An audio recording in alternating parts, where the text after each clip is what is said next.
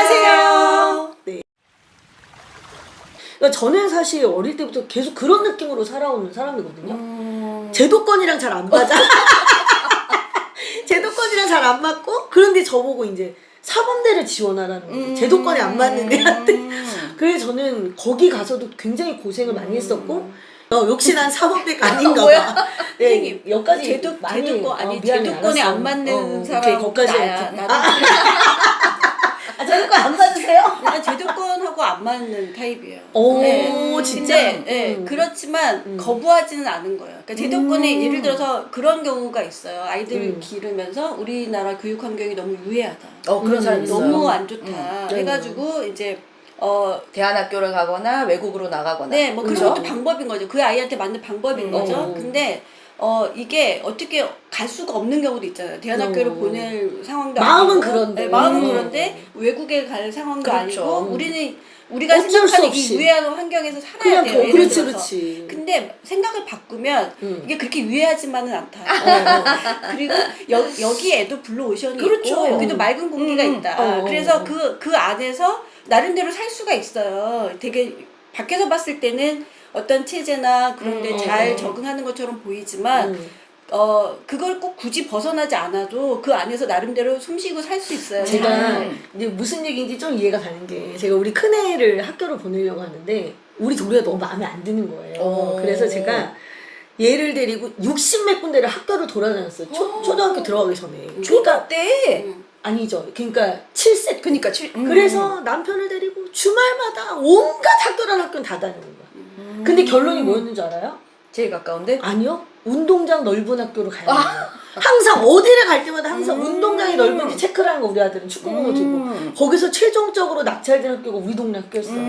학교가 너무 넓은 거야, 우리 동네 학교. 근데 내가 신기하다. 아니 어쩜 그렇게 나의 기준과 얘의 기준이 다를까. 그러니까 저 같은 경우는 우리 아이의 기준은 학생이 많아야 돼. 친구가 많아야 돼. 어. 그래서 그러니까. 되게 좋은 대안학교가 있었어요. 어. 근데 너무 좋아. 자연도 있고 그래서 또 큰 개가 있었어요. 이제 강아지를 좋아하니까 큰 개랑 공부하는 건 너무 좋고 가족적인데 너무 가족적이야. 너무 조금. 친구가 맨날 그 친구인 거죠. 그래서 친구가 많은 학교가 좋겠다. 운동장은 좁아도 되는데 친구가 많은 아, 학교가 좋겠다. 그러네. 그러니까 그러니까 그런 이게 게 다 있는 다른 거예요. 그래서 근데 그래서 저는 무슨 얘기를 하고 싶으냐면 이런 우리나라 그러니까 저는 잘 보면 우리나라 좀 나쁘지 않아요. 외국에서 막 견학을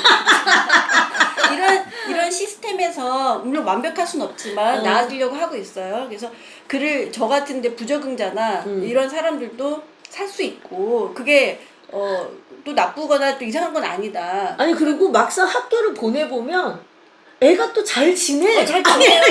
아니 그리고 또 막상 선생님이 또 나쁘지 않아. 그러면 그냥 뭐 어딜 가나 비슷한 거야. 그렇죠. 그러니까. 이상한 선생님들도 있지만 물론 있죠. 사람마다 다 이상한 사람도 있고 맞아. 하지만 또 좋은 선생님들도 있는 거고.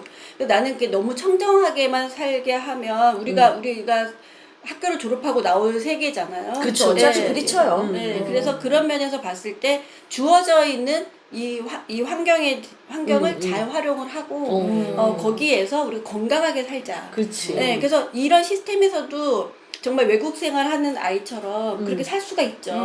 그래서 저도 그렇게 부적응자였는데 학교를 잘 나왔어요. 그러니까요. 그리고 저는 제가 그렇게 학교를 썩 좋아하는 스타일이 아니었는데 우리 아들은 또 의외로 이렇게 정해진 스케줄대로 움직이는 걸 되게 좋아하는 애였던 거예요. 그래서 그럴 수 이제 있죠. 저는 무조건 사람은 자유로워야지 이렇게 했는데 얘는 그 자유가 굉장히 불편했던 거예요. 그래서 그런 것도 저는 사실 초등학교 때 많이 배웠던 부분이었거든요. 이제 아이가 달라요. 그래서 그러니까 그런 경우가 있어요. 아이한테 이제 어떤 경쟁심 같은 걸 불러일으키려고 너 쟤는 봐봐. 쟤도 이렇게 하고 있어. 맞아, 그러면 맞아. A라는 아이는 그래? 맞아요. 근데 맞는 그 아이가 있어. 나도 한번 해볼래? 막 잘해야지. 이러지. 이런 경우도 있지만 쟤 저 잘해?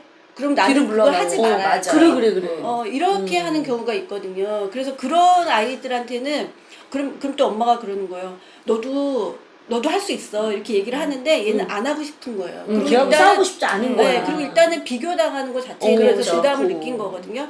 그러니까 그랬을 때 이 아이를 움직이게 하는 것은 경쟁심이 아니구나. 맞아요. 네. 어. 이 아이는 뭐 친화력이라든지 같이 음. 묻어가는 걸 더 좋아하는 아이구나. 이런 거를 생각을 하면 그럼 그런 전략으로 가면 되는 거예요. 그렇지. 이 아이한테 맞춤으로. 맞아. 그러면 훨씬 자연스러워요. 그래서 제가 그 계속 쭉 이제 강조했었던 게 뭐였냐면, 그러니까 어떤 목표를 낮춘다거나 그쵸. 뭐 목표를 낮출 그냥 필요는 없죠. 그렇게 살라 이런 얘기가 아니고 그 아이만의 길이 있는데 그 길 자체가 그 아이 맞춤으로 가는 거고 그렇게 하게 되다 보면 결국은 목표를 이룰 수 있다.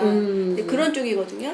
그러니까 지금 선생님이 아까 말씀하신 내용 중에 인위적이다, 자연스럽다 이런 표현이 있었어요.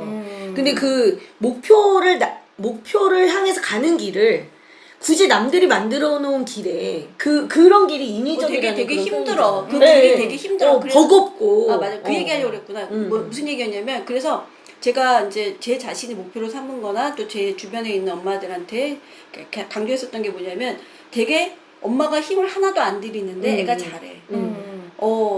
그러니까 엄마가 막 애를 쓰고 애도 그쵸. 애를 쓰고 하는 게 아니라 쟤도 슬렁슬렁 하는 것 같은데 맞아요. 잘해. 어느새 가보면 거기 면접실에 와 있어. 아니, 충분히 그럴 수 있지. 그런 식을 목표로 하자. 그러니까 막 억지로 하고 힘들고 하고 우리 참아야 돼. 다 그런 거야. 너만 힘든 거 아니야.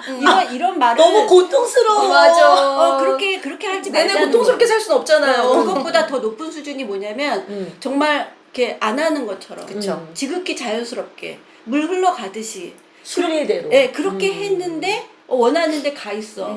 이게 우리는 원하는 거잖아요. 우리가 근데 그건 너무 불가능한 것 같아요. 막 너무 그렇진 않은 것 같아. 근데 그렇게 우리가 되고. 시사 증인이잖아요. 근데 그렇게 생각하는 분들이 의외로 많아요. 근데 알지만 그거는 그 그건 시간의 힘을 되게 모르시는 것 같아요. 미안해요, 선생님. 네, 말씀. 맞아요. 그래서 이거를 그러니까 그런 목표, 내가 나는 우리 아이를 어떤 그런 정해진 로드맵에 맞춰서 다른 아이들 하듯이 뭐 강남이나 어디 아이들 하듯이 그렇게 하게 할 거야 이렇게 목표를 세우실 수도 있어요. 또 하나는 나는 그런 건 너무 힘든 것 같고 여러 가지 여건상 그치. 그건 아닌 것 같고 그러면 나는 나만의 길을 해서 같은 목표로 그렇지만 내가 듣고 싶은 말을 아까 말씀드린 것처럼 별로 엄마가 하는 일도 없고 애들 신경도 안 쓰는 것 같은데 애는 어쩜 저렇게 알아서 하지 그치. 하는 거를 목표로 해서 거기에 똑같은 그치. 같은 강의실에 들어가 있는 거예요. 그래서 그걸 목표로 할 수도 있잖아요. 그러면 그랬을 때 나는 이 길을 택하겠어. 나는 이쪽으로 가야 되겠어. 라고 하는 것도 좋은 방법인 것 같아요. 그렇죠. 그게 저는 블루오션이라고 생각해요. 그러니까 아까 이제 학생들 같은 경우도 보면 그 이제 선생님도 그렇고 아마 오지은 선생님도 헤이준에서 강의하시고 그런 네네네. 그런 내용 안에 부모하고 자식의 관계가 되게 좋아야 된다 그렇죠. 이런 얘기들이 다 들어가잖아요. 맞아요. 근데 그럴 수밖에 없는 게 이게 밖에서 볼 때는 부모가 하는 일이 없는 것처럼 보이는데 사실 가정 내에서는 끊임없이 대화를 하거든요. 그렇죠. 그러니까 이게 남들이 볼 때 별로 하는 게 없는 것처럼 보이는 거예요. 그리고 뭐 대놓고 뭘 애를 뭐 학원을 보내야 돼서 나 또 알바해야 돼 뭐 이런 얘기를 하는 것도 아니고 그냥 되게 쟤 뭐 맨날 무슨 학원 다니는 것도 아니고 돈도 별로 안 써야 돼. 돈도 안 들었어요. 그러니까 안 맞아요. 드는 것도 목표예요. 그래 그러니까 나중에 사실 돈이라는 게 정말 꼭 필요할 때가 생기는 건데 너무 일찌감치 그렇게 돈이 너무 많이 쓰인다거나 이런 것도 사실 문제가 되잖아요. 그러니까 지나쳐. 그럴 때를 보면 아이하고의 관계를 계속해서 유지하면서 아이하고 긴밀하게 내가 엄마 지금 상태가 나 사실은 사교육이 조금 필요해. 그렇죠. 그러면 그럴 땐 지원을 해주고 근데 엄마 내가 나는 이번에 기대를 하고 그 학원에 갔는데 가보니까 좀 별로 아닌 것 같아. 인강으로 돌려야 될 것 같아. 이것도 사실 탐색의 기간이잖아요. 그렇죠. 아이가 선택하는 게 굉장히 중요해요. 그러니까 그래서 학원이든 뭐 무슨 인강이든 맞아요. 먼저 저희는 아이가 먼저 나 요거에서 요거 들을 거야. 그러면 엄마가 제가 잘 이제 모르니까. 근데 이게 처음부터 이러진 않았어요. 엄마가 그죠? 잘 모른다고 생각하니까. 그것도 맞았어요. 왜냐하면 제가 모든 걸 알고 나한테 와. 내가 끌어줄게. 이런 분위기를 안 만들었고 뭔가 목표가 있거나 하고 싶은 게 뭔지를 계속 아빠랑 저랑 그런 얘기는 끊임없이 했어요. 그러니까 그런 저- 과정에서 본인이 아 내가 뭔가를 하고 싶구나라고 하는 마음을 계속 키워간 거지 어떤 방법을 찾아가진 않았던 거죠. 그러니까 그- 자기 그러니까. 주도적인 거여서 그 엄마의 태도 중에 제가 봤을 때 약간 고수라는 태도가 뭐냐면 약간 불완전해요. 그러니까 아이가 기대기에는 엄마가 그거 중요해요. 아 고수 진짜 그 얘기가 제가 되게 못하는 퍼즐이 하나 있어요. 그게 그 소마 소마 큐브 큐브, 있잖아요. 그걸 되게 못해. 이상하게 못해요. 근데 그게 항상 톡 튀어나와 있잖아요. 그렇지, 잘 못 근데 이제 맞추죠. 우리 애는 그게 싫은 거야. 왜 저걸 저렇게 정리를 안 해서 두지? 그러니까 걔가 그걸 맞춰줘. 그러니까 나는 사실 내가 못해서 걔한테 맞춰달라고 한 건데 어떻게 하다 보니까 걔가 그걸 되게 잘하게 된 거예요.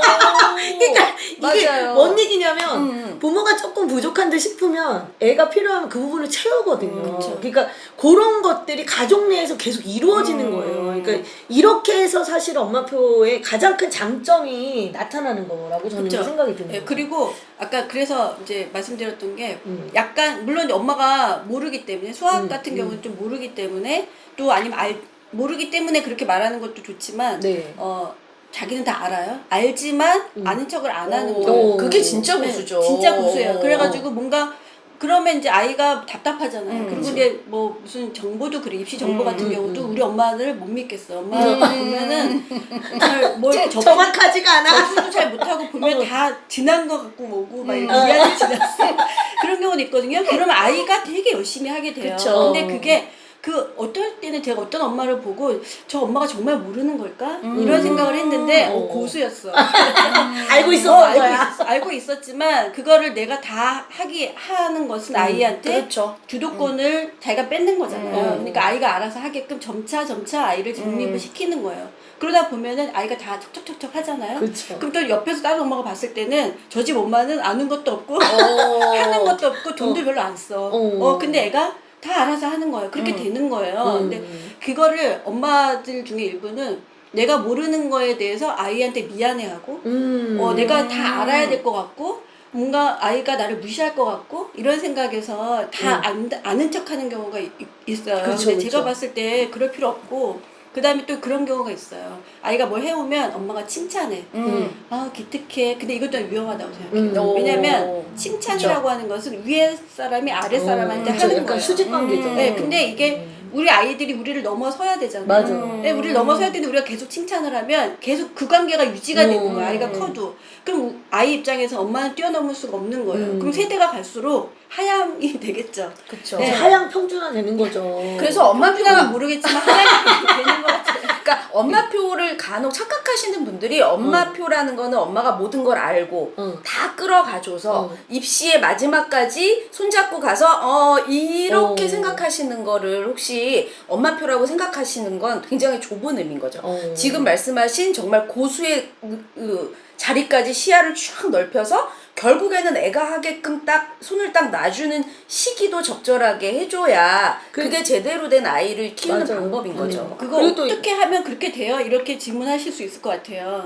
그럴 수도 있죠. 예, 근데 그게 그런 마음가짐을 가지면 방법이 나오는 것 같아요. 일단 그러니까 그게 어떤 기술이 아니야. 이게 어떤 기술이 아니야. 그리고 제가 이제 꼭 말씀드리고 싶은 거는 어떤 시점이 딱 있어서 이때 내가 요입당하고 뭐 어떤 얘기를 해서 걔가 변했다 이게 아니고 엎치락뒤치 엎치락뒤치 하다 보면 어느 순간에 걔한테 주도권이 가 있는 거예요. 이런 맞아요. 장면을 여러분이 좀 많이 이미지 트레이닝 할 필요까지는 없지만 이런 걸 조금 생각하시면 그러니까 좋을 것 그렇게 같아. 해야겠다. 그러니까 어떻게? 그렇게 해야겠다라고 마음 먹는 거죠. 그쵸, 그렇게 그쵸. 해야겠다. 그러면 어느 순간에 거기에 가 있는 거지.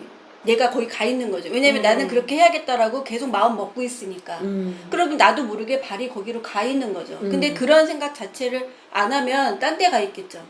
그래서 그런 생각을 갖고 거기에 확신을 갖고 하는 게 중요한 거예요. 아까 얘기한 것처럼 말씀드린 것처럼 내가 이런 엄마가 돼서 뭐 이렇게 A라는 길로 가겠어? B라는 길로 가겠어? 그 엄마로서 계획할 수 있잖아요. 근데 뭐 그렇게 했을 때 맨 처음에 저는 되도록이면 자연스러운 길. 자연스러운 길이 훨씬 지름길일 수가 그렇죠. 있습니다. 그렇지. 맞아요. 그래, 네, 그러니까 아무도 안 가고 그 다들 이쪽으로 가재. 그래서 그쪽이 뭐 공부할 것도 많고 해야 될 것도 많고 그렇게 해서 에너지를 쏟다 보면 결국에는 내가 갈 수 있는 길이 분명히 있는데도 그 길을 못 봐요. 맞아. 예. 근데 결국엔 그 길이 훨씬 더 편하고 나한테 맞는 내 옷인데 그거를 모른 채로 갔다가 잘못됐어. 에너지 다 쏟고 결국엔 실패. 그래서 오히려 많이 가서 그러니까 파이 같은 거죠. 결국엔 파이를 나눠 먹는데 여러 사람이 다 나눠 먹다가 정작 내 것은 없는 그럴 수도 있어서 그런 부분에서 저희가 그런 얘기들이 계속 필요한 것 같아요. 그러니까 그리고 또 아까 말씀하신 내용 중에 확신에 대한 얘기가 있었는데 이게 부모가 어떤 확신을 가지고 그쪽으로 가기 위해서는 실천이라는 게 굉장히 전 필요하다고 생각을 하거든요. 작은 실천이라도 실천을 해봐야 어느 지점으로 발이 옮겨지고 그렇게 가봐야 애랑 엄마랑 보는 관점이 달라지고 그러니까 내가 움직이는 것에 따라서 내 시야가 달라질 수 있다고 생각을 하거든요. 그러니까 이런 이야기를 들으면 그래 그런 게 있다더라가 아니고 정말 실제로 한번 그렇게 해보시는 용기가 되게 필요하다고 생각을 해요.